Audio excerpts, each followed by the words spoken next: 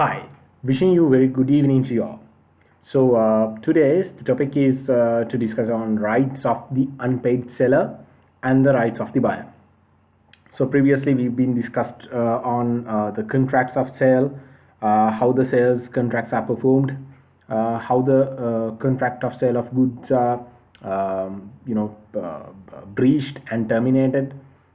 So that sort of things we were discussed, and the today's lesson is to speak about the rights of the unpaid seller when an event where the seller is unpaid. So what are the actions what are the actions and rights that a seller reserves to take against the buyer, and also to see what are the buyer's rights against the seller in some sort of a breaches. Right, so we'll move. So what do you mean, or who do you mean by an unpaid seller? Who is an unpaid seller?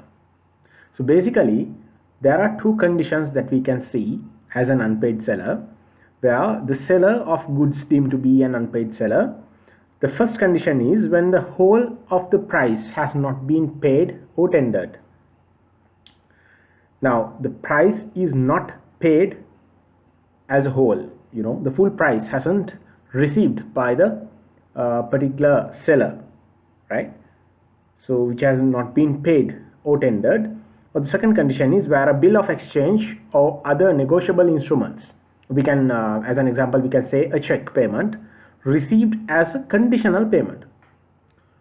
It says like subject to a realization. So when it comes to the receipt of a dated check, right, there's a condition on the realization of that particular value. So even though it has been received by the seller, a check is not, it is not to be considered as a payment because it will take another time to realize it, right? So for the moment, that the seller can be considered as an unpaid seller, right? So what are the characteristics of an unpaid seller? So characteristics in the sense, he or she must sell goods on cash terms and not on credit, and he must be unpaid. Now basically, let's say when the seller is made a transaction and seller sold a commodity, it can either be an agreement to sell, or else it's been sold, right? So in that case, if that is performed under the credit basis, so that cannot be considered as an unpaid seller. To become an unpaid seller, the seller must perform the transaction in cash terms, right? So the cash terms, and he must be unpaid, and must be unpaid either wholly or partly. It can be that a percentile is not paid, or even the transaction is not paid with its full amount. Third one is he or she must not refuse to accept or reject the payment when tendered.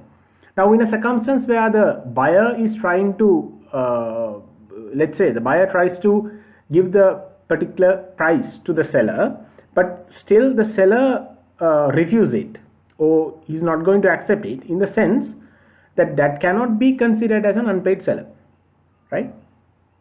So in that case we say seller must not refuse that payment, right? See the example that I have given, in an event where the buyer tried tendering the payments in cash or other negotiable instrument, right, which doesn't carry any conditions. That is what I've told, right? So if there's another sort of a negotiable instrument, let's say a check payment, so it doesn't carry any sort of a condition, right? It's like realization or something like that, right? It doesn't carry any conditions. If the seller has refused to accept it, then the seller cannot be seen as an unpaid seller, right? He's paid with the money, but he has rejected or refused it, right? So to complete, see the characteristics of the unpaid seller, there are three terms: cash terms, and must be unpaid, and as well as it can be wholly, either partly, or else it can the seller must not refuse the payment, right? So we initially, as we told, we are going to discuss about the rights of the unpaid seller, right? So there are twofold rights, as we can see according to the law. The first one is the right of the unpaid seller. The first one is the against the good, the rights of an unpaid seller against the goods, right? We'll see what are they. there are three things known as right of lien, right of stoppage of goods in transit, rights of resale, or let's say make a sort of a let's say a resale or a decomposition, right?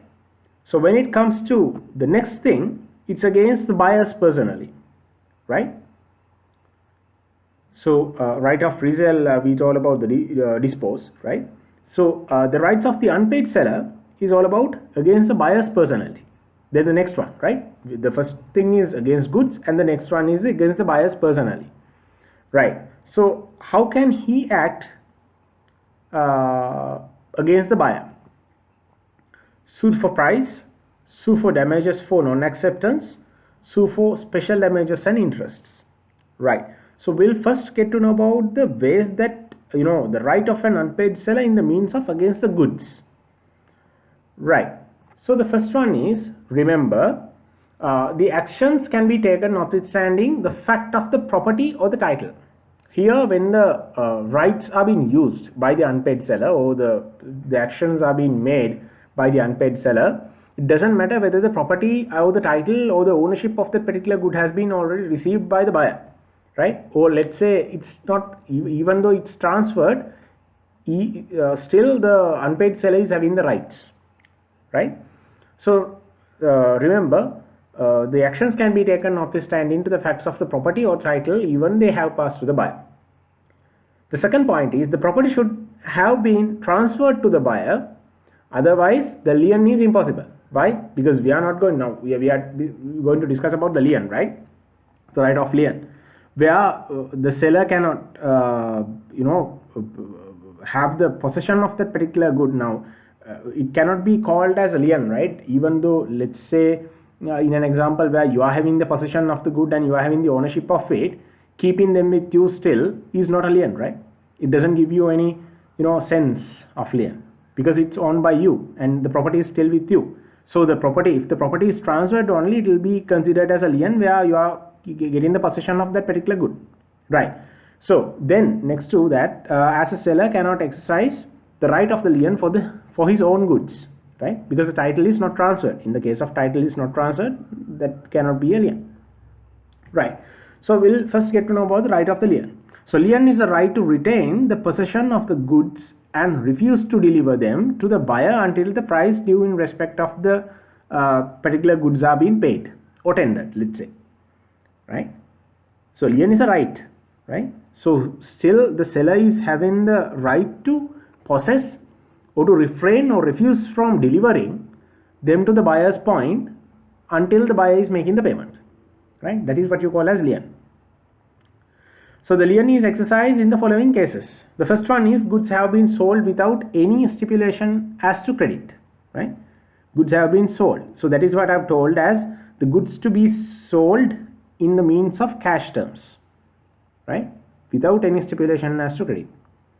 Then second one is, goods have been sold on credit but the term of the credit has expired. Now in an event where you being the seller, you sell some of the commodities to a buyer where he is given him a sort of a credit period, but still the credit period has already been expired, so that can be presumed or assumed as he won't pay you again. So because of that, you can make a lien presume in that particular scenario where he won't pay you again, right? So goods have been sold on credit but the term of the credit has expired, so those are lien. And buyer becomes insolvent in an event where buyer doesn't have sufficient funds or sufficient assets to pay over the liabilities, mostly the companies, right? If not, it should be spelled as bankrupt, right? Even though the period of credit may have not expired, let's say it can be happen even before the expiration of the credit period, but still if the buyer is insolvent, so which means that even after the credit period he won't pay you, right? So because of that, you can presume and you can get the necessary actions because of his insolvency, right? Okay. So the next one is right of unpaid seller against the goods. Continuation. So the right of the withholding of the delivery, right? We discussed about the lien, and now here the right of the withholding of delivery, right? When the property is not transferred, right? The seller has the right, when the property of the goods is not passed to the buyer, the right of withholding the delivery similar to the similar and coextensive with his right of lien and stoppage of transit.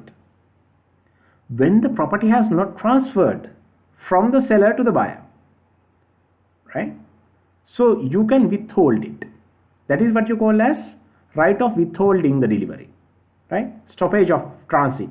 Transit means that anyhow, if you try to send that particular commodity which is already been sold to a particular buyer to the buyer's destination in the means of carriage, it can be either or shipping or local carriage, but still, even if you are trying to deliver that particular goods to the end destination of that particular buyer, so which means that that is called transit, right?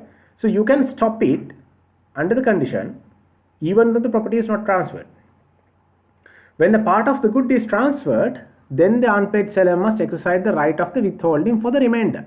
Now when it comes to that, if you are having a stock, let's say the 50% of the stock is delivered, almost delivered to the buyer's point, but rest of the things are being kept with you, so that you can still omit from transferring them to the buyer's point, right? That is what you call as withholding of delivery and for the remainder, right? That is for the remainder, whatever the remaining quantity, right? Lien can also be exercised on a decree received by an unpaid seller. Now see, in an event where even if go to the court, so let's say in a legal offensive way, a legal to lead to a legal consequence. So if you received a decree from let's say the court of law, right? Let's say you can make a sort of a lien based on that particular decree, right? So that is what we mean here, right? So now lien will lose, or lien cannot be held without possessing the particular commodity, right? As an example, if there's no possession of the goods, in the sense you don't have any right to impose the lien, right? Because you don't have goods, right? So you cannot hold them with your possession, right? So condition where the lien is lost. So what are the conditions that the lien is lost? Where the goods are delivered to the courier, right? Or other bailee for the purpose of transmission to the buyer without reserving the right of disposal. Remember, if you do have the right to dispose, right? If you reserve the right to dispose, you can make any arrangement to make the lien, because still you are having the power, right? Without any sort of a right to right of disposal, if you transfer the commodity to any carriage, let's say it can be either, even if you are not informed to the carriage, right? It can be an independent, even the carriage can be from the buyer's end, right?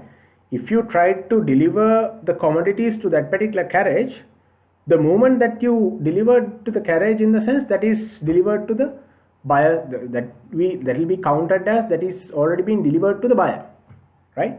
So make sure that you are having the rights to dispose them, even though you have delivered them to the point of carriage, right? So the second point is when the buyer of his agent lawfully obtains the possession of goods. Now see here, it should be lawful, right? Any unlawful obtains will be considered as the possessions of duress, through the duress, right? Possessions through duress. So that cannot be counted as a legal obtaining. So in any obtain which is lawful by the buyer or his agent, right, is a sort of a possession of goods by the buyer, so that your lien will be cancelled, or you don't have any capacity to make a lien, right? So the next one is when the unpaid seller waives his lien expressly or impliedly. If any term is included, that is what we told, right? In implied and express terms we discussed. In any case, if you mistakenly express, of course you are directly telling that, right, through the description or through the conditions and terms. But if you impliedly waives the lien in an agreement, the unpaid seller cannot claim over it, because you cannot maintain the lien, right? That has to be sent to the, anyway that will be received by the buyer, right? Okay, so these are the three conditions where the lien is lost, right? Moving to that, the second point is, now the first case was the lien, right? The actions against the goods. The first one was lien, and the second one is right of stoppage of transit. What do you mean by right of stoppage of transit? Do you see any difference between these two, the lien and the stoppage of transit? Yes, the stoppage of transit is the right of an unpaid seller to stopping of further transit of goods while they are with the courier for the purpose of transmission to the buyer, resuming possession of them and retaining the possessions until the payment or tender of the price. Now see, this is happening where you have already made a trial, or let's say you made an attempt to deliver the goods, right? While you're trying to deliver, you stop the delivery, right? That is what you call as right of stoppage of transit. You didn't make any lien, which means that you don't have the possession of the good. You let them the commodity to be delivered to that particular particular buyer. But of course, at the same time, let's suppose then whenever you are trying to deliver them, while you are trying to deliver them, you got to know that the person who bought these things are insolvent, right? In that case, you will ask the carriage immediately to stop the transit, right? So that is what you mean by this, right? So you will make, or you will resume, or you will repossess them and retain with you until the payment of the tender is made, right? That is what is happening in the right of stoppage of transit. So the right can only be exercised. See, there are 3 points where you can exercise these things. When the buyer becomes insolvent, when the buyer becomes insolvent, he doesn't have the money to pay, so you can retain them even though you have tried in delivering, but still in the meanwhile, if you got to know that this person is insolvent, so you can ask them to return returning in the sense, return while on the transmission, right? Return by the carriage, not returned by the buyer, right? And the property has passed to the buyer, right? Even though the the property has passed to the buyer, right? The goods are in the course of transit. Now, while it is transiting, you can also ask them to, independent courier or independent middleman, it can be, so that you can ask them to bring back the commodity, right, as a stoppage, right?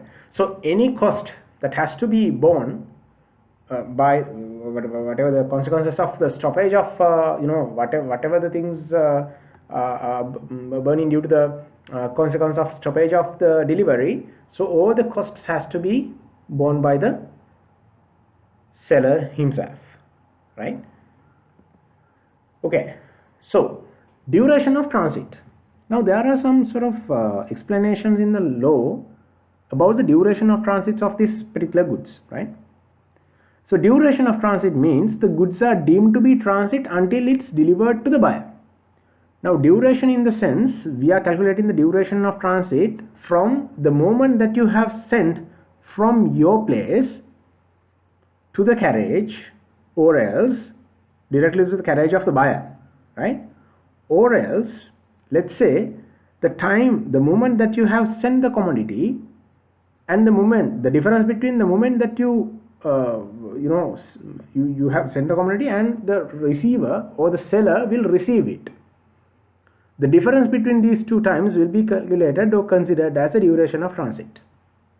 Let's suppose if you are sending the commodity from here by today, that is 23rd of April, right? So the commodity will be received by the buyer by 30th. That is almost 7 days, right? So that particular 7 days can be considered as the duration of transit, right? So the goods are considered to be held in transit when the goods are not delivered yet to the buyer, right? Not yet delivered to the buyer, right? The buyer has refused to accept it. Now in the case of this, remember, if the goods are being delivered to the buyer, in the sense it's delivered, right? So transition period in the sense up to that point, right? Remember this. If he received the commodity, then that's a deal, it's done. But when it comes to the point where he is about to receive it, so that is the point of transit, right? The goods are not delivered yet to the buyer. Second point is the buyer has refused to accept it. In an event where the buyer has refused to accept it and with the possession of the courier or bailey or the agent, is known as a still transiting, right? Because it's not accepted by the buyer. If partly accepted, that is the acceptance, right? If you can remember, we discussed about these things, right? Partly acceptance, right?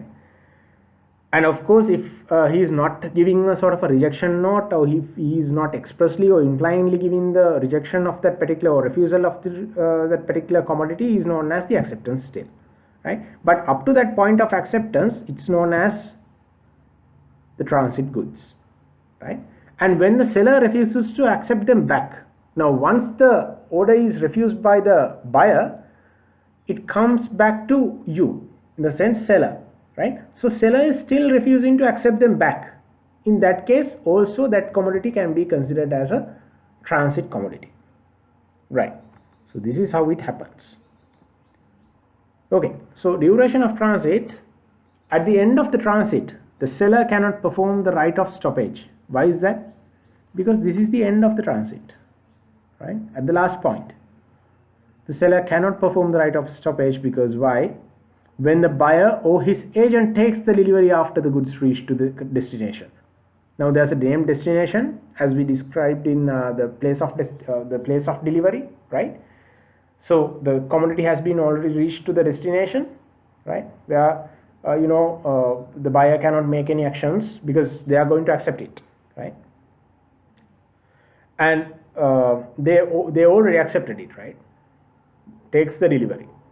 Then the second point is when the buyer or his agent obtains the delivery before the goods are reached to the destination, right? So when it comes to that, let's say if the buyer came to the let's say if there are 7 kilometers to go, but at the 6th kilometer the buyer meets the delivery vehicle and he accepts the performance, so that is accepted, right? It can be either the buyer or the buyer's agent, right? So then the third one is when the goods have arrived to the destination and the carrier acknowledges to the buyer or his agent that the goods are held on behalf of the buyer. So if the carrier, now in case of carrier, he's a middleman, right? When unless the carrier is from the buyer himself, right? So he's a middleman. So if the middleman has acknowledged the buyer as he is carrying these types of a carriage on behalf of him, so in that sense, that is already been there is already a sort of a realized sale, or known as it's delivered. When the buyer, instead of taking the delivery, requests the carrier to carry the goods to another destination and carrier agrees. Now here see the offer and acceptance principle, right? When the buyer, instead of taking the delivery, now buyer doesn't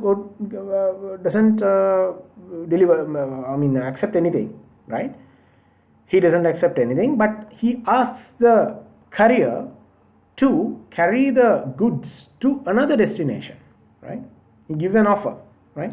In that case, if the carrier accepted it to deliver that under the instruction of the particular buyer, so that is already been considered as a realized or it's delivered, right?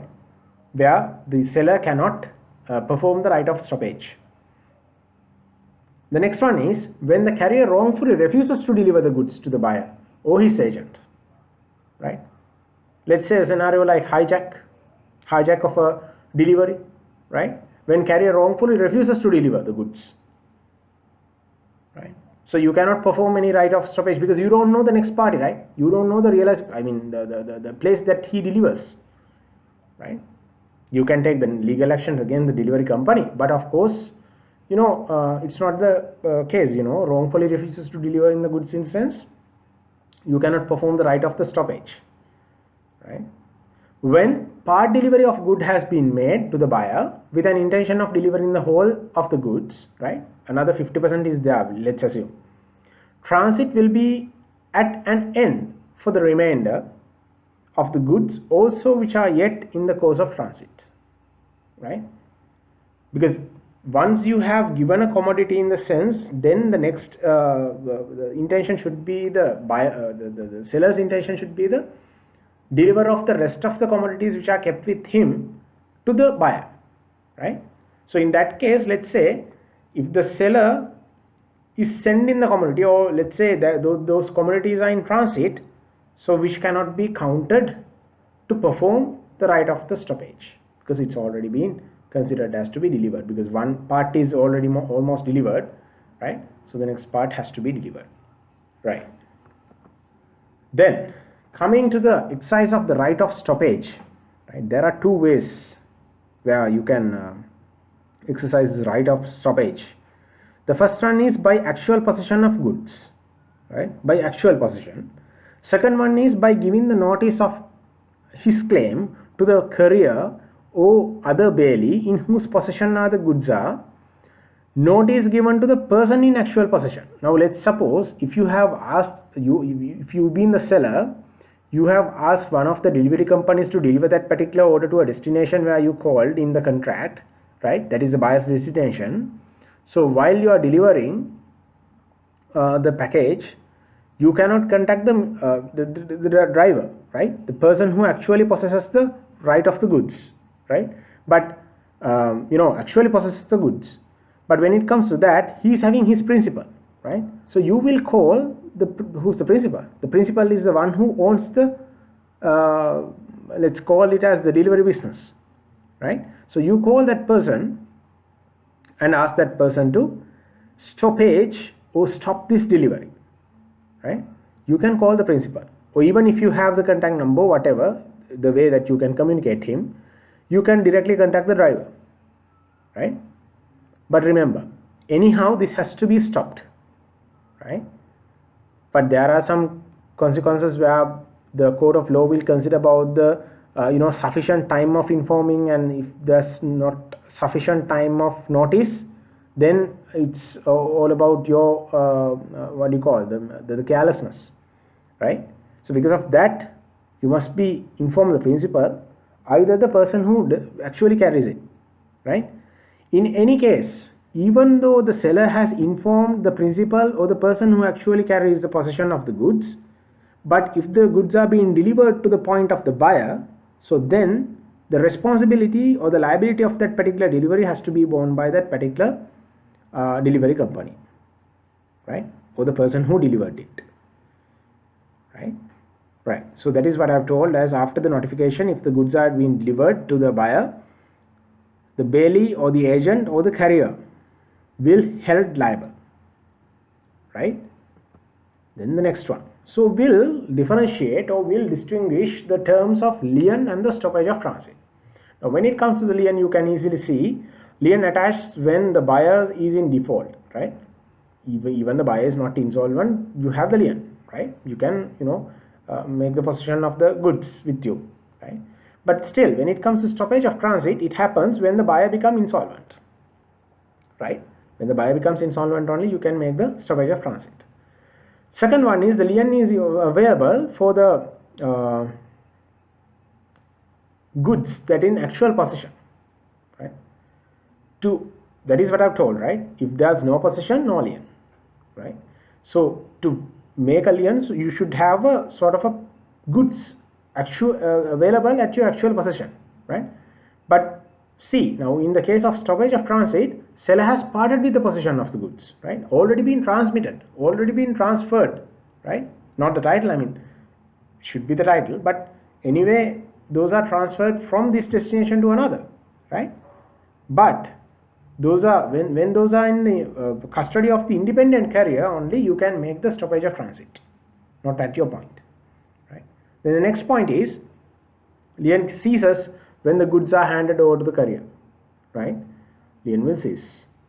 You don't have any sort of what do you call ownership over it, right? So then stoppage of transit commences after the goods are delivered to the carriage for the purpose of transit. Right? That is the point where the stoppage of transit right starts.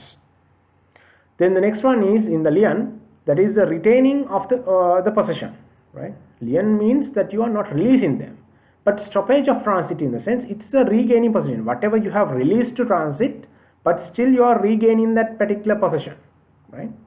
Those are the differences between these two concepts, right?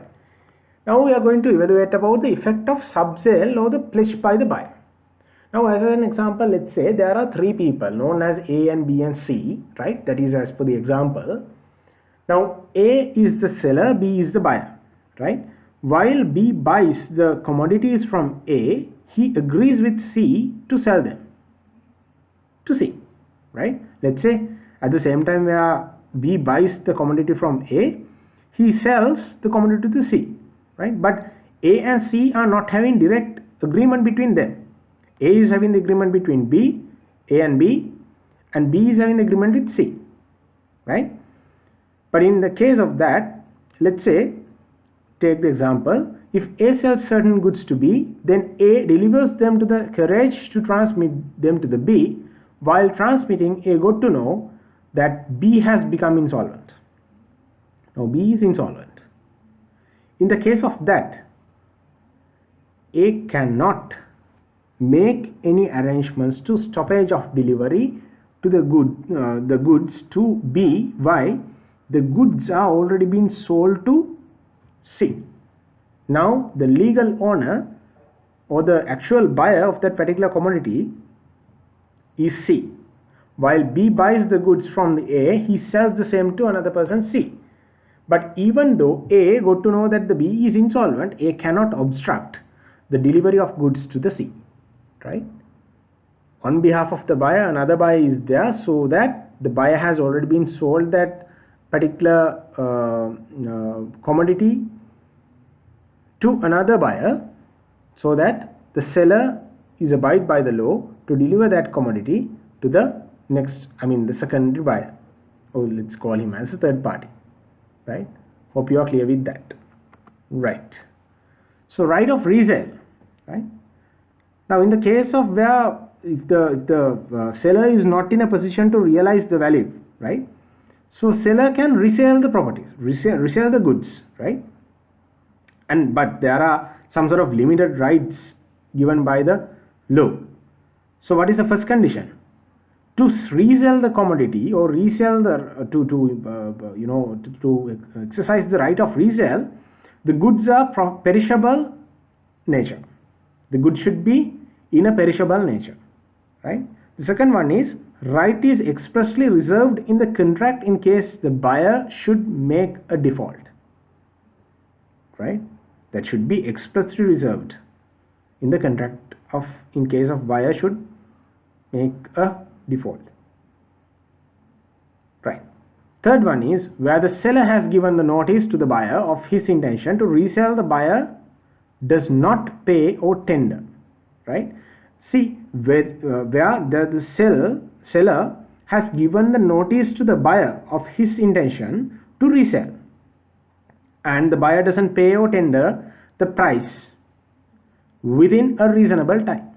Now the reasonable time, there are no insufficient explanations or definitions for reasonable time.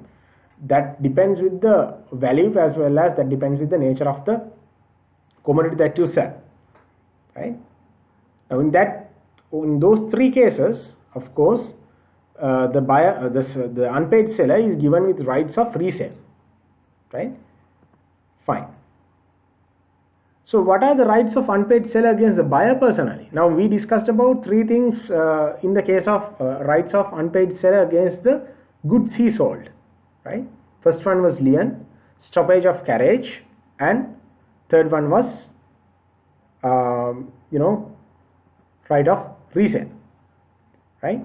So then here you have rights of unpaid seller against the buyer personally, right? So what are the actions that he can gain buyers personally? There are three ways, right? What are they? Sue for price, sue for damages for non-acceptance, sue for special damages and interests. So what do you mean by sue for price?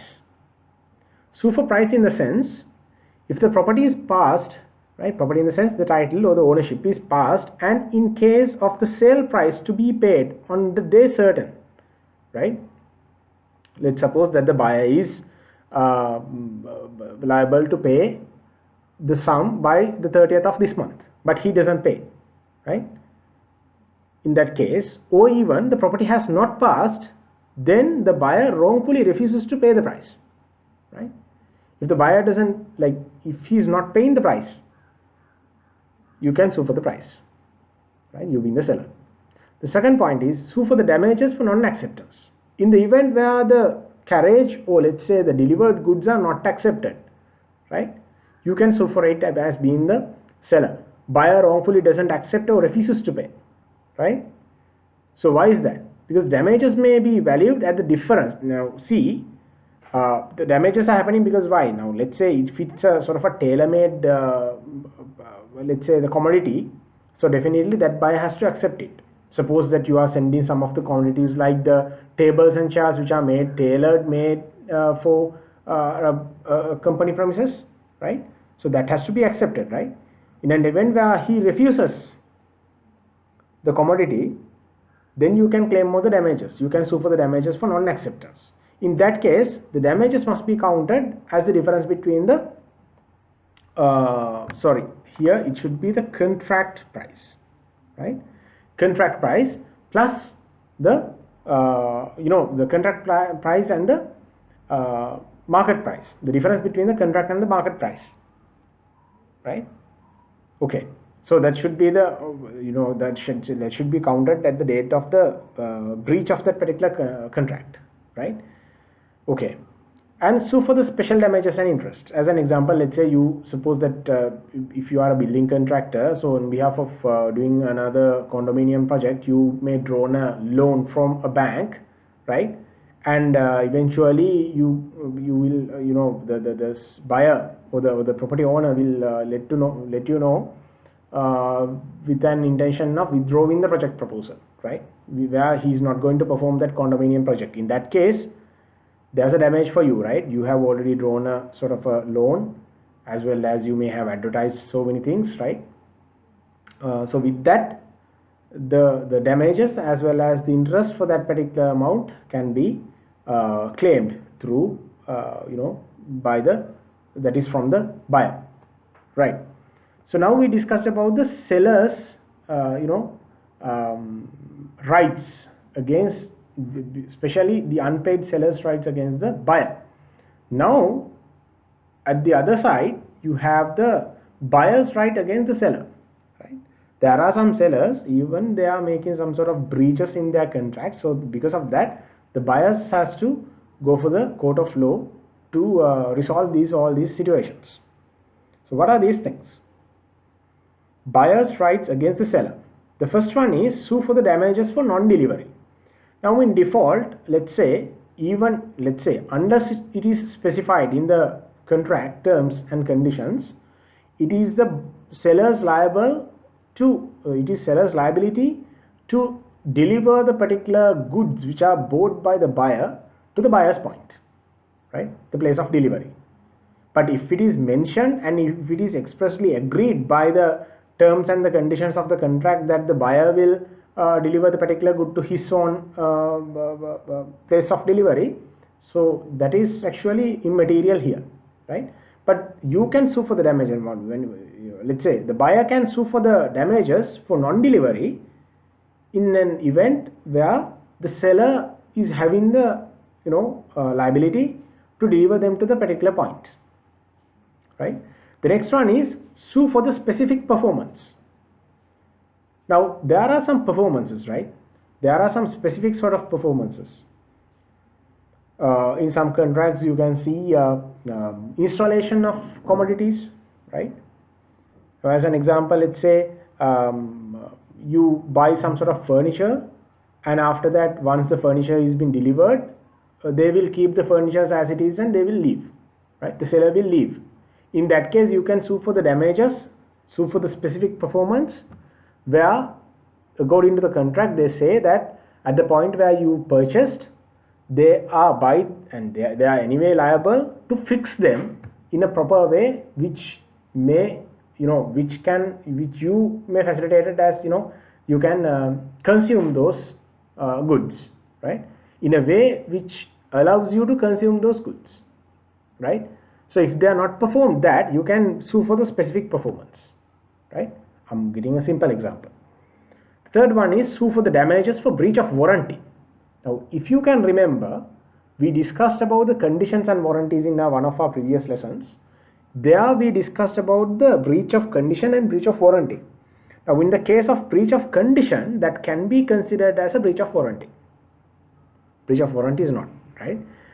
Now, sue for the damages for the breach of warranty in the sense, breach of warranty by the seller or the buyer elects to compare a breach of condition as a breach of warranty. Can you understand? Yeah, that is a breach of condition as a breach of warranty, right? So, by getting a simple scenario of breaching a condition can be transformed as a breach of warranty, so that the warranty can be get into the courts as to sue for the damages. And sue for rescission of contract and damages for breach of condition. Now, sue for rescission in the sense it's same like you will totally repudiate the conditions and terms of the contract, right? Repudiation of contract, right? Renunciation, if you can remember, right? In that case, you can, because of the Sellers Act only, you are going to repudiate, or even some of the sellers are repudiating the contracts, right, without null performance. Because of that, you can, the buyers can sue for the damages and for the breach of the condition, because they are not performing the contract well, so that is why it's breached almost. So the breach of conditions can be, taken into the consideration when you are making a sue for the rescission and the contracts, right? And sue for the recovery of the price together with the interests in some events where you may encounter with some conditions. So in that case, you can sue for the recovery of the price together with the interests, right? Okay, so these are the things that I wanted to discuss in the buyers and the sellers right. In the case of there's an optional thing to be discussed as the auction sale, right? This is just to give an idea about the auction sales and how it happens and things like that, right?